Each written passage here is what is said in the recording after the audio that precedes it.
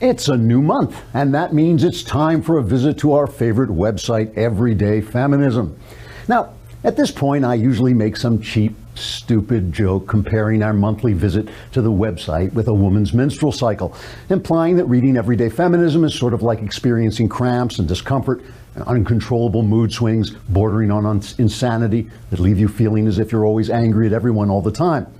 But today I'm going to refrain from degrading myself by stooping to that sort of low humor, because I trust my audience is able to do that on their own.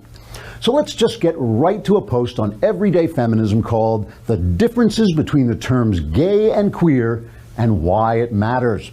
And folks, just to show you why I love this website so much, I'm going to read the beginning of this article word for word, so help me. The author, Harry Zayed, writes, quote, For a while, I thought I was gay, and maybe I was for some of that time. There's nothing wrong with being gay, but I'm definitely not now. I thought I was gay because I thought I was a man, and I thought I was only and always attracted to other men.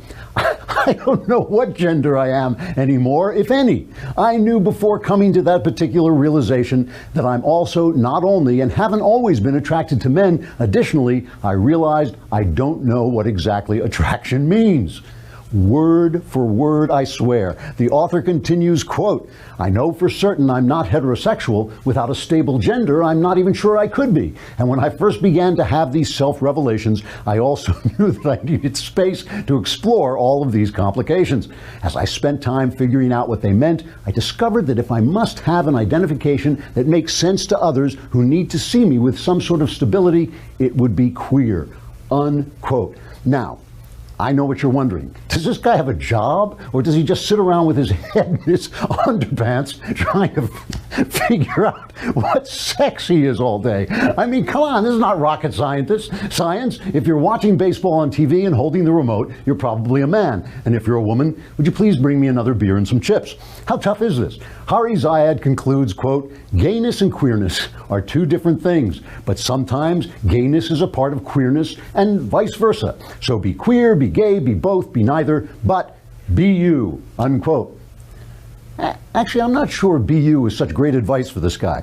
Maybe he should try be someone who does something useful with your life, or be someone who keeps your personal problems to yourself, or just be quiet.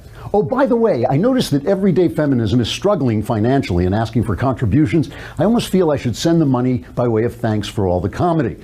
After all, I couldn't make this stuff up. Trigger warning, I'm Andrew Klavan, and this is The Andrew Klavan Show.